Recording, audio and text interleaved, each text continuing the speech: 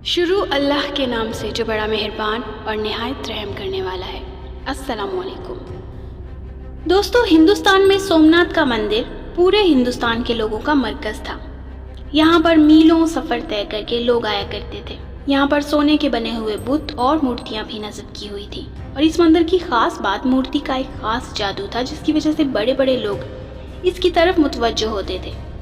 کئی سکھ اور عیسائی بھی اپنا مذہب بدل چکے تھے، اور سومناتھ کا مندر دیکھ کر لوگ ہندو مت کو قبول کر لیتے، وہ خواہ اپنے مذہب پر کتنے ہی پکے ہوں۔ منظر کو دیکھ کر سجدے میں گر پڑتے۔ اس کے اندر اتنا بڑا کرشمہ اور ایسا غیر فطری نشان تھا کہ انسان حیران رہ جاتا۔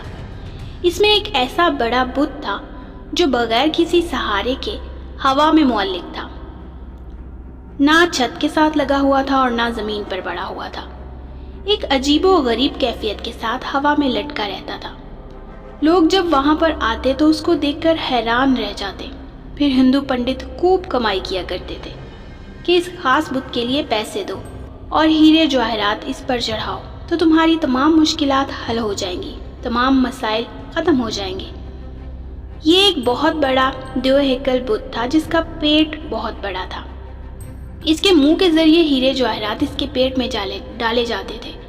پھر جب مندر خالی ہو جاتا تو 2 یا 3 ہفتوں کے بعد اس مورتی کے پیچھے کمر پر ایک راستہ تھا جس کو کھول کر اس سے سونا چاندی کے زیورات نکال لیے جاتے، مگر لوگ یہی سمجھتے تھے کہ ہمارے دیے ہوئے خزانے بھگوان کے پاس پہنچ جاتے ہیں اور بھگوان ہمارے مسائل کو حل کر دیتے ہیں۔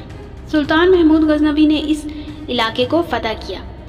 جب وہ اپنے مفتوحہ علاقے میں اس مندر میں پہنچے تو بلا جھجک بتوں کو پاش پاش کرنا شروع کر دیا۔ بڑی بڑی کلہاڑیوں سے بتوں کو گرایا جا رہا تھا، اور سلطان محمود غزنوی بھی تلوار سے بتوں پر وار کر رہے تھے۔ ابھی آدھا مندر ہی بتوں سے پاک ہوا تھا کہ بقایا کو دوسرے دن پر چھوڑ دیا گیا۔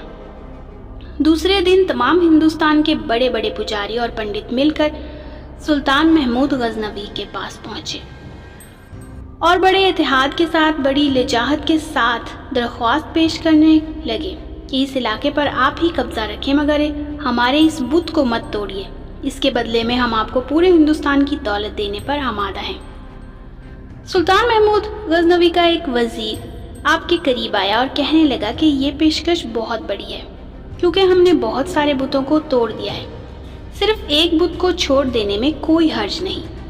آپ اس پر غور ضرور کیجیے، کیونکہ جو مال و دولت آپ کو ملے گا اس سے ہمارے دین اسلام کی حکومت بہت آسانی سے مستحکم ہو جائے گی۔ سلطان محمود غزنوی نے ان ہندو پنڈتوں کو کوئی جواب نہ دیا۔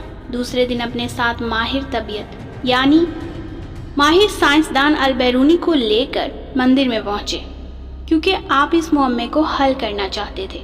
جب آپ وہاں تشریف لے گئے تو بت کو چاروں طرف سے گھوم کر دیکھا۔ کوئی چیز یا کوئی بھاری چیز یا کوئی معمولی سا سہارا بھی نظر نہ آیا جس پر بت کو ٹھہرایا گیا ہو، جس کے ذریعے سے بت کو ہوا میں لٹکایا گیا ہو۔ سلطان بہت حیران ہوئے اور البیرونی کو کہا کہ آپ اس کا معائنہ کریں اور اس کی وجہ ڈھونڈیں کہ اس بت کو ہوا میں کس طرح ٹھہرایا گیا ہے۔ عجیب و غریب سما بن چکا تھا۔ بہت سارے وزیر اور سلطان محمود خود بھی وہاں پر بیٹھ کر دیکھ رہے تھے کہ آخر اس کی وجہ کیا ہو سکتی ہے۔ البیرونی بھی پکے سچے مسلمان تھے۔ انہوں نے بڑے غور و خوض سے بت کو دیکھنا شروع کر دیا۔ قریب جا کر بت کو چھو کر بھی دیکھا اور چاروں طرف سے بغور دیکھتے بھی رہے۔ آخر کار ان کی سمجھ میں یہ راز آ گیا، اور وہ بڑی فاتحانہ مسکراہٹ لے کر بادشاہ کے سامنے حاضر ہوئے اور بڑے ہی ادب سے عرض کیا، حضور، اس بت کے دائیں جانب دیوار کے اوپر والی اینٹیں اگر نکال دی جائیں تو آپ کے سامنے اس کا معمہ حل ہو جائے گا۔ سلطان، جو کافی دیر سے تحقیق ہوتے ہوئے دیکھ رہے تھے، وہ گہری سوچ میں پڑ گئے اور اپنے ایک وزیر کو حکم دیا کہ جن اینٹوں کی طرف البیرونی نے اشارہ کیا ہے وہ فوراً نکال دی جائیں۔ جیسے ہی اینٹیں نکلی تو بت کا راز فاش ہو گیا۔ کیونکہ دائیں طرف والی دیوار سے اینٹیں نکالی گئیں تو وہ دائیں جانب سے زمین کی طرف جھک گیا۔ ابھی وہ بت زمین پر گرا نہیں تھا، مگر اس کی ایک طرف بالکل نیچے کی طرف جھک گئی۔ یہی چیز پہلے سے بھی زیادہ حیران کن تھی کہ اینٹوں کا بت سے کیا تعلق ہے۔ سلطان نے البیرونی کو بلا کر پوچھا کہ اس پہیلی سے ذرا پردہ اٹھائیں اور ہمیں بتائیں کہ آپ تحقیق کی گہرائی تک کیسے پہنچے۔ البیرونی نے بتایا کہ حضور در حقیقت یہ سارا بت بہت اعلیٰ قسم کے لوہے کا بنا ہوا ہے۔ یہ ایسا بت ہے جو مقناطیس کی طرف خوب کھینچتا ہے، پھر اس کے وزن کے عین مطابق مقناطیسوں کو دیوار کی اینٹوں کے اندر خوب بھر دیا گیا ہے، یعنی اینٹوں کے اندر مٹی کی بجائے مقناطیس رکھ دیا گیا ہے۔ یہ مقناطیس بھی اتنے اعلیٰ قسم کے ہیں کہ یہ پوری طرح اس مورتی کو اپنی طرف کھینچتے رہتے ہیں، اور اتنی زور سے کھینچتے رہتے ہیں کہ یہ اپنی جگہ سے حرکت بھی نہیں کرتے، بلکہ انہوں نے بتلایا کہ اس مندر کے اندر ہوا کی آمد و رفت بھی اس طریقے سے ترتیب دی گئی ہے کہ وہ بت کو اوپر کی طرف اٹھائے رکھتی ہے۔